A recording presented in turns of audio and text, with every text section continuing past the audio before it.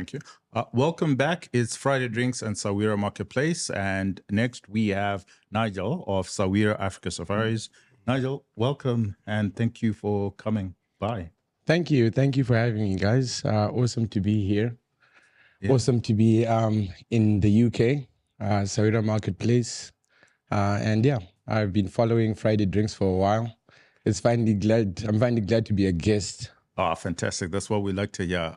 Just to kick off, let me just say, I love the jewelry, man. That's Patrick Mavericks, right? Yes, it is. It is indeed. Again, another local brand. Yeah. I think Patrick Mavericks really stands for something. I think as a local artisan, where he's come from and where he is now, I do like his jewelry because it represents perseverance. It represents Africa.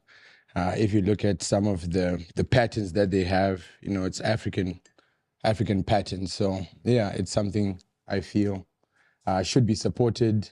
They also do a lot of conservation. Some of the jewelry that we wear, we are indirectly supporting conservation. So. Okay, great. So maybe let's actually start there. What actually do you do and what are you guys actually involved in?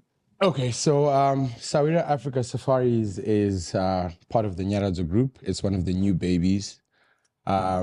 It's coming out of Sawira Events and Lifestyle. Sawira Events and Lifestyle is split into 3 silos, which is events management, catering, and lifestyle, which is leisure. You can sort of interchange the L to lifestyle or leisure. And you find Sawira Africa Safaris sort of dribbles down to that leisure side, where we are a destination management company, in essence, but then we're also then being an operator through one of the assets that we have, which is called Tiger Bay in Kariba. We are into edutourism, which is bringing in young kids to learn about conservation, to learn about protecting the wild, protecting the ecology within our national parks. We are specifically in Matusadona National Park. The last one is conservation. So when you look at Sawira Africa Safaris, we've got 4 silos, which is destination management, tourism operation, edutourism, and conservation. Okay, fantastic. I mean, Zim has just been voted the best destination in the world. Indeed. It's a lucky time for Zimbabwe. I wouldn't maybe so call it lucky, but we're sort of like in a sweet spot. I think if you see from the time you had the Grand Tour coming in with Jeremy Clarkson, James May, and them, we got a bit of gust under our wings there with the tourism. And then you look at now with Forbes, what's happening with Forbes as Zim being a top destination for 2024. Even just looking at the stats, you're looking at tourism in 2023 contributing 1.2 billion into our Zim economy, with about 1.4 million guests arriving from all over the world. They say 2024 that goes up by 55%. Looking at much more revenue as compared to 2023, and it's still recovery from post-COVID, but you find the industry is sort of coming up, coming alive. There is another article I think that's being done by I think it's the Washington Post, where it says luxury is dead, but luxury travel is in. I saw that. Yeah, you saw that, right? Yeah. So you find... Could you expand on what that actually means? So you find the luxury goods per se are sort of being phased out or dying out because of the competition with the counterfeits, whether it's Chinese products or whatever other counterfeits. So you find the luxury good market is sort of tanking, but you find luxury travel has become sort of the in thing now. That's... sort of what people use to identify their status. If you're gonna go to a 5-star, dinner tables. If you're gonna go to this special place, if you're gonna go to 4040 in New York, if you're gonna go to some of these. It's the culture as well. I think as wealth globally has shifted from the traditional demographics that we often associate with wealth, the culture is has this disdain for new money, which likes to manifest in conspicuous consumption. So the culture's kind of, well, that's my guess anyway, that the culture's is basically it's frowning upon conspicuous consumption, all these loud people posting luxury goods, and then it celebrates people who have amazing adventures, go to exotic parts of the world, who value experience over material things, and have the palettes and the sophistication and tastes to appreciate some of the finer things in life. Well, could I say it's much simpler than that? You think? I think it's more Instagrammable. If you think about it, I mean, if you've got a Louis Vuitton bag and you put a picture, almost everyone has. But if you look at the sunset in Kariba, and then you tag Kariba sunset, and you're in New York, and everybody tries to, push the location, and it's just, it's different. It's unique. Devil's Pool. So I think and we're the era of Instagram of content. So I think that there's a bit of that. What do you think? So I think also just to bite off what you just said, I think the Louis Vuitton bag has become non-Instagrammable because everyone has one, whether it's real or it's not real. It's definitely not everybody has a Louis Vuitton bag. Certainly not everybody has a amazing bag. But I mean, not everyone can go to the Maldives and actually be on a. I saw they've got this different, right? They've the beach villas, right? And then they've got the over the water villas. You know what I mean? Not everyone can go there. Do you know what I mean? You have to be someone or something. It's not Instagrammable. When now you've got a Louis Vuitton bag, somebody else has got a Louis Vuitton bag. So I feel people always want to differentiate themselves. That's true. You know what I mean? Especially when it comes to being like class, economic standing. The haves always want to separate themselves, but then they feel like perhaps with the luxury goods, they can't differentiate themselves anymore. But then with their holidays, they can, because if they're going to go on a yacht, not everyone can go on a yacht. If you're going to go to the Four Seasons, and be there for 2 weeks, not everyone can do that. And they do Instagram it, right? They do. And that's the Instagram. You know what I mean? Whether they're wearing their pianos or whatever it is, The modern psychology also backs up the experiences narrative that, in terms of the high that you get from a luxury experience versus a luxury good purchase. In terms of your well-being, you get much more from an experience than a purchase, because once you own something, the novelty wears off pretty quickly. But if you've taken videos and you've shared an experience with someone, every time you talk about it or look at that video, you relive it. And Exactly. Okay. So maybe let's get in there. What's the most Instagram location in your portfolio? We've got a couple. I think maybe let's start off the Eastern Highlands. The Eastern Highlands, we've got a cottage up in Vumba.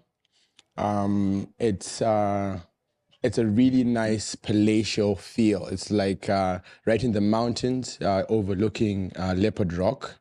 We've got. Is that the one up Leopard Rock? Yeah, up just Leopard Rock. Okay. Yeah, just up you Leopard guys Rock. are making lots of friends at Leopard Rock. Indeed. We've got that's a castle, right? Yeah, it's like a castle. So it's like really palatial. Okay. So it's really, really nice. It's got great views. We've got some Sawira views there that are very Instagrammable. A nice bench. If you've watched one of Ja Praise's videos, I can't remember which ones, but he shot it at that location. Okay. We've got Nyanga as well, just close to World's View. It's Yeah, I think it's on the route for. Yeah, I think I've run past it. You've run past it, yeah. bunch of It's times. Sawira Cottages, Yeah, I've seen it, just yeah. about 400 meters from World's View. Okay.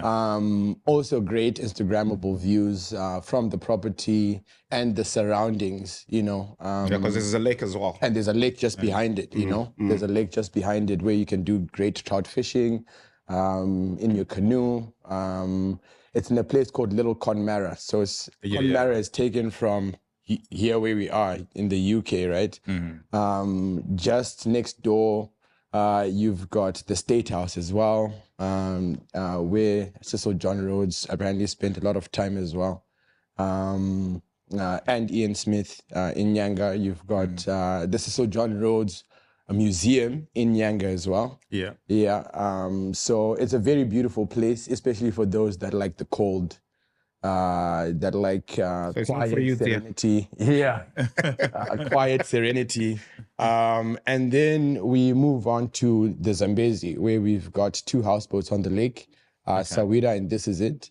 Sawira, very Instagrammable, people who like noise, big party. I know a couple of people like that. Yes. I shan't mention names.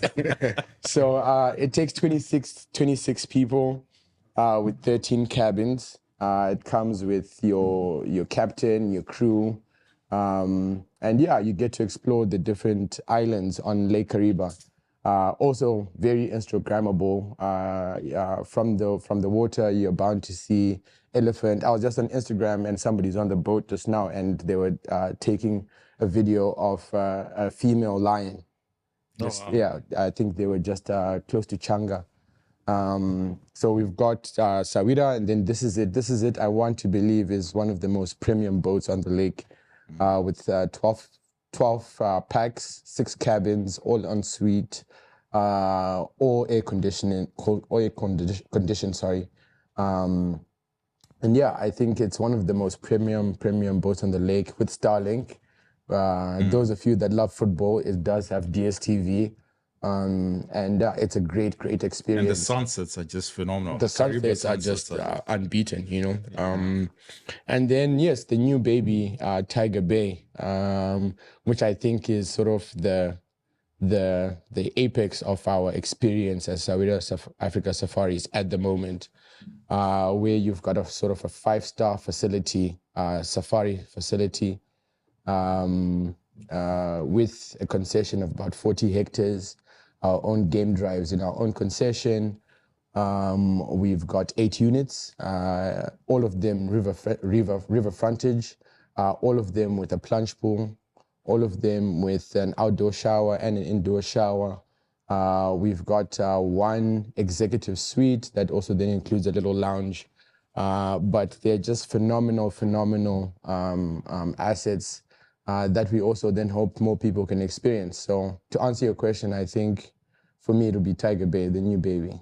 Okay, fantastic. Okay. So and maybe let's now talk directly to the UK diaspora. Okay. So these are Zimbabweans who haven't been to Zimbabwe for a bit, and they've decided, you know what, let's hop on a plane and let's go to Zimbabwe and let's enjoy Zimbabwe as a tourist. What would you suggest? What's your recommendation for them? And they're looking at maybe 2 or 3 destinations and activities. Yeah. What would be what would your package look like, and how much would it be? So our package, maybe let me start off with the destinations that I would suggest. I would suggest obviously going to the Eastern Highlands, picking between the Vumba and the Nyanga. But if it was my choice, I would go Nyanga. Nyanga has more activities with Mutarazi Falls, the Skywalk, the zip line. I think with the golf as well. If you're a golfer, there's Troutbeck. I think there's more activities in Nyanga and more to experience. So I definitely would do Nyanga. And then from Nyanga, I would then go to Kariba, have an experience on the lake, get one of the houseboats, depending on how many people you are. If you are a large group of people, maybe get Sawira. If you are a smaller group of people, family, friends, 12 people, I think This Is It would be much more comfortable, especially coming from the UK. Kariba can be very hot. So I think for you to be comfortable, you obviously want air conditioning throughout. So I would suggest this is it, which actually is the cheaper of the two because it's less packs. So I would suggest 2 nights on the lake and then moving on to Tiger Bay, which will perhaps be another 2 nights. And then your final leg, I would suggest Vic Falls. Okay. Cap it off at Vic Falls. The good thing about us as well, we've got an aircraft which can fly you between all these locations. So you're looking at a complete package, say, of a 7-day trip per person. Drum roll. I think you're looking at between 3.5 and 4,000 per person, but this is a 7-day excursion, right? That sounds reasonable. Yeah, it and does sound reasonable. With all the activities, with all the flights, you're looking at just about a minimum of 3.5.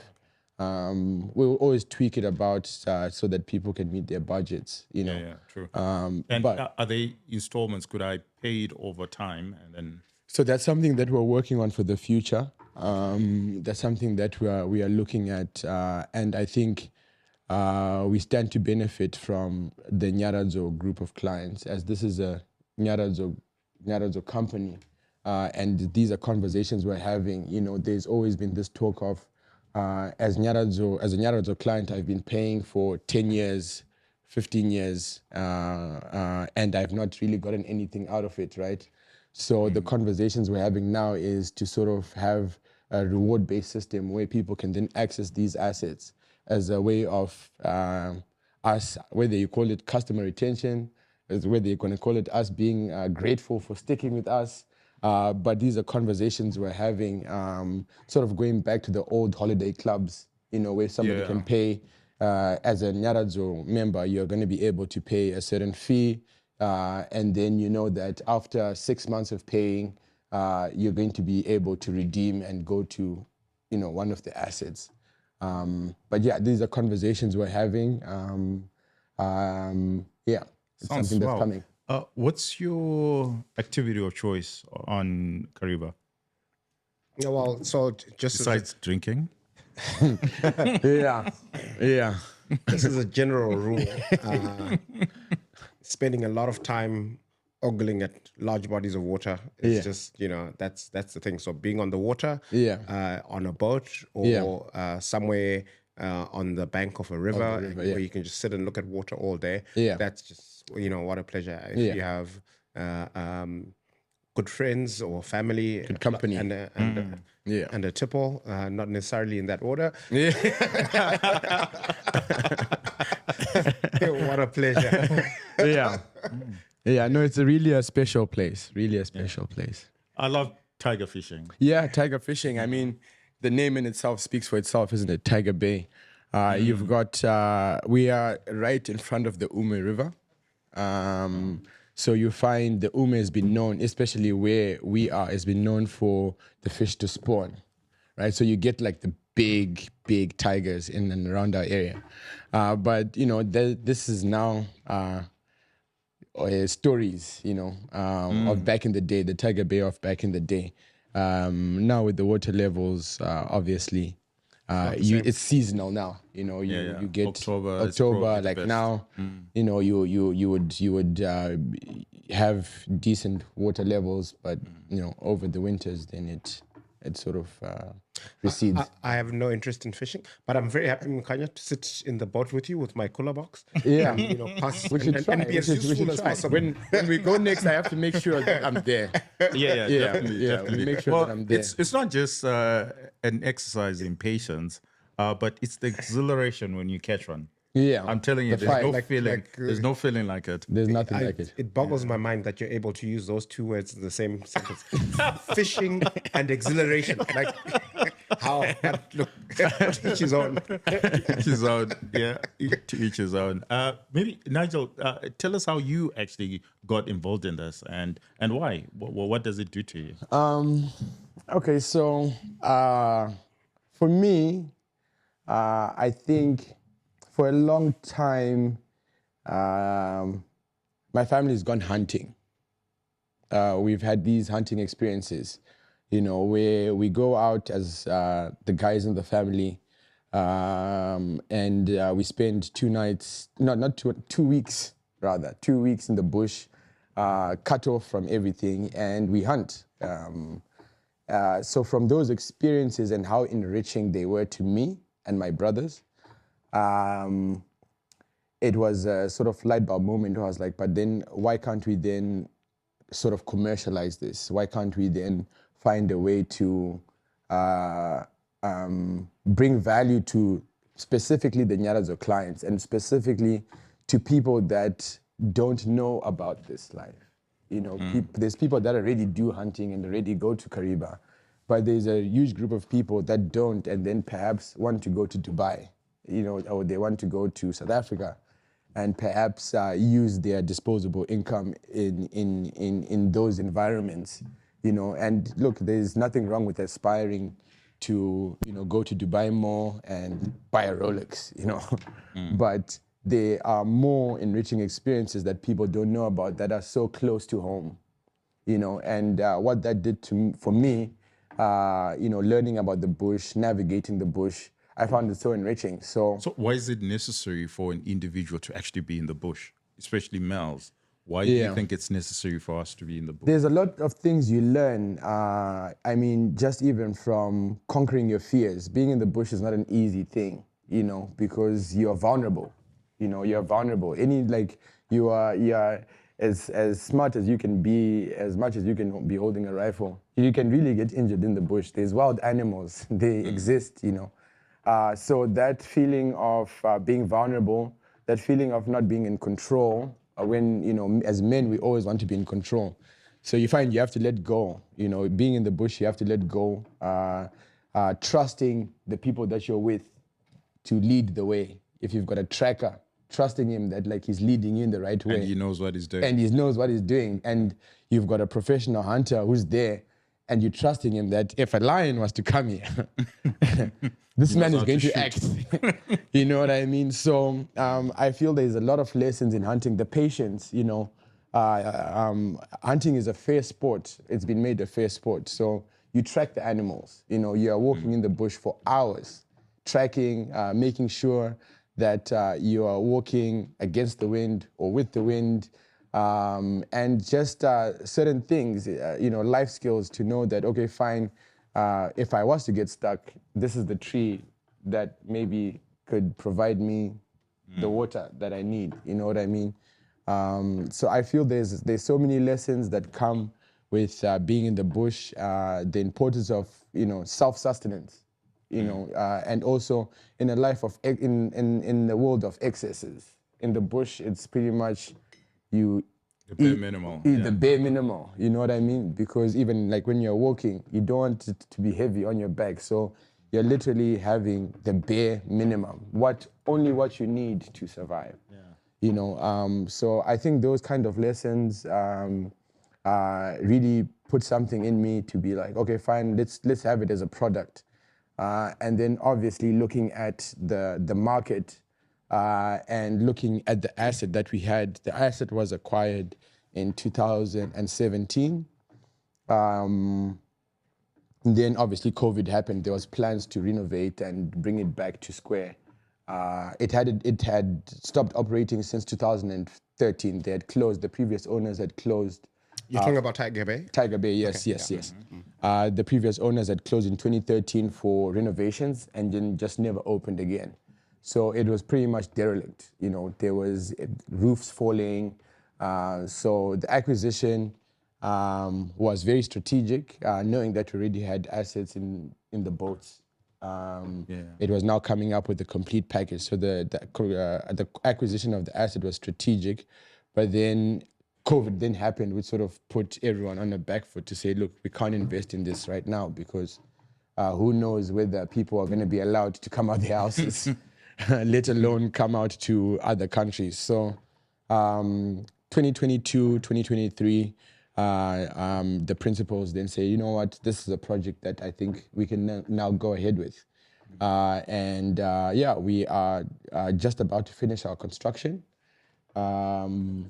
We should be done with the construction end of January, and we're looking to open doors in April. Yeah. Awesome. So just to pick up on some of the themes that you've talked about, and this is, primarily to the diasporan market so that they understand why the bush experience is very important, over and above what you said, is that when you look at the us as humans, what we are now used to is the concrete jungle, it's these buildings. Yeah. But when you look at from an evolutionary biology and from our history, we're not used to this.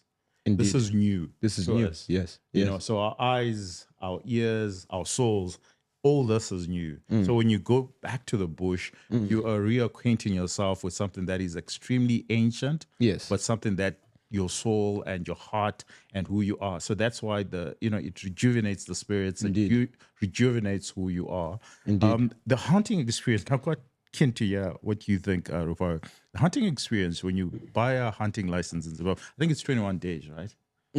21 days. And the whole idea is you track the animal.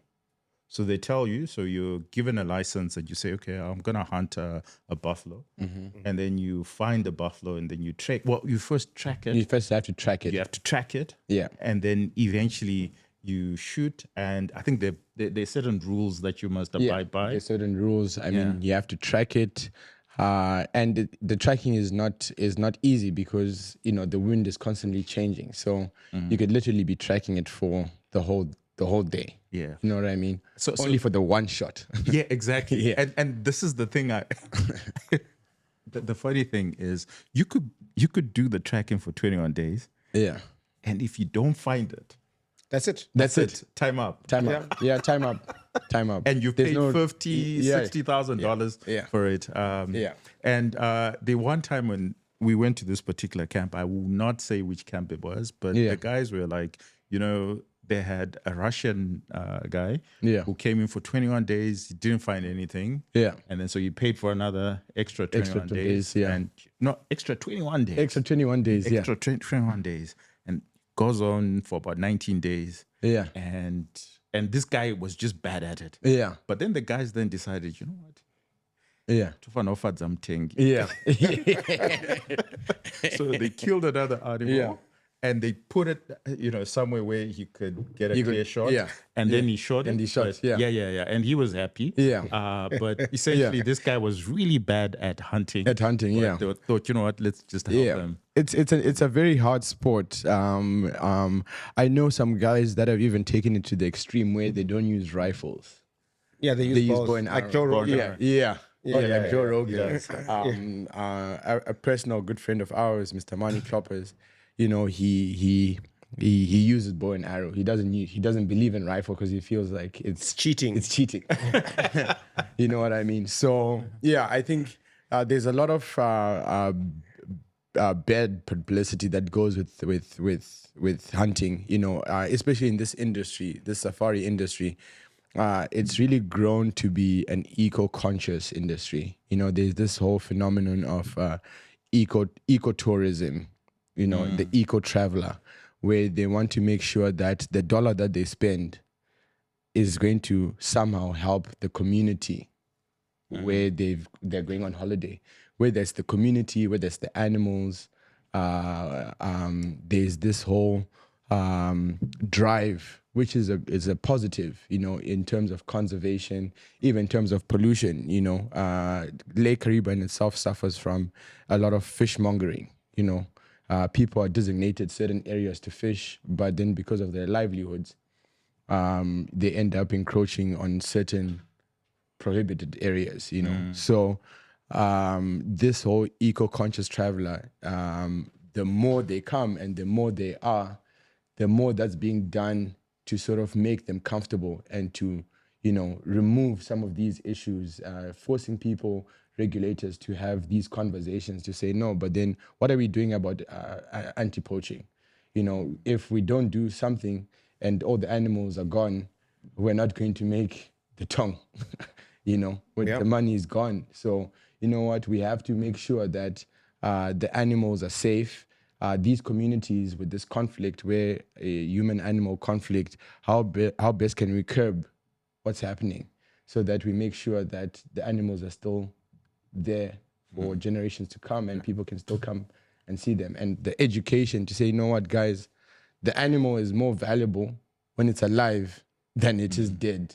That's true. You know what I mean? That's you are very going true. to make more money, or you're going to survive longer. It's more sustainable. This animal, it being alive, is much better for us and our community than it being dead. So a lot of education has to go into it, which I think, like I said, because of that eco-traveler, you're getting a lot of more of those conversations being brought to the table. Fantastic. So maybe just to wrap up, maybe you can tell us where you guys are going with Sawira Safari, Africa Safaris, and what can we expect in the next 2-3 years or next decade? Indeed. So within the pillars, the 4 pillars I started the conversation with, the first one being destination management. We are obviously looking at managing more properties, having more properties in our portfolio. We might not be there physically. The Masai Mara, the Okavango Delta, we're looking at having partnerships so that when we have our clients come from the diaspora, we're offering you a 7-day holiday, 14-day holiday, and you're actually going through a circuit, rather than just being in one place. So in terms of the destination management, we're looking at growing our B2B, having more partners. Kenya is very popular. Tanzania is very popular. Botswana is very popular. Zambia is very popular. We're just sort of in a sweet spot, and then when you look at the operations, the tour operator side, we've got Tiger Bay now, we've got the Eastern Highlands, we've got the boats, but we are also looking to add to our own portfolio, being in the key areas like Vic Falls, for example. Everyone who comes to Zimbabwe wants to come to Vic Falls. It has to be part of your circuit. So you want to control the space in areas like that. Mana Pools is another one. I love Mana Pools. Mana Pools is awesome. So our key strategic focus is sort of being present in lower, middle, and upper Zambezi. So you've got a complete circuit. When somebody comes, you can take them all along the Zambezi. And then in terms of edutourism, we're looking at coming up with various life products, or coming up with life products through Nyaradzo, where people's educational policies will allow them to come and experience Tiger Bay, especially the young kids, primary, secondary. Once we lock that in with Nyaradzo and that product comes alive, we are wanting to expose as many kids as possible to that being at one with nature, so that they have that sort of grounding. And then from the conservation point of view, we're working with the Mola village in terms of curbing poaching, sustainable ways of them, waste management. I think that's sort of where we are in the next 3-5 years. We're looking at those aspects. Yeah, sounds great. I'm really looking forward to it, and we will sample, some of your Instagrammable locations. And Indeed, I'm looking forward to it. for sure. Indeed. And I will put it up on. We're better at X than we are on Instagram. Indeed. But looking forward to it. Well done, Nigel, and we look forward to your success in the future. To everybody, we're still here at Friday Drinks, Sawira Marketplace, and let's keep the conversation going. Cheers. Cheers.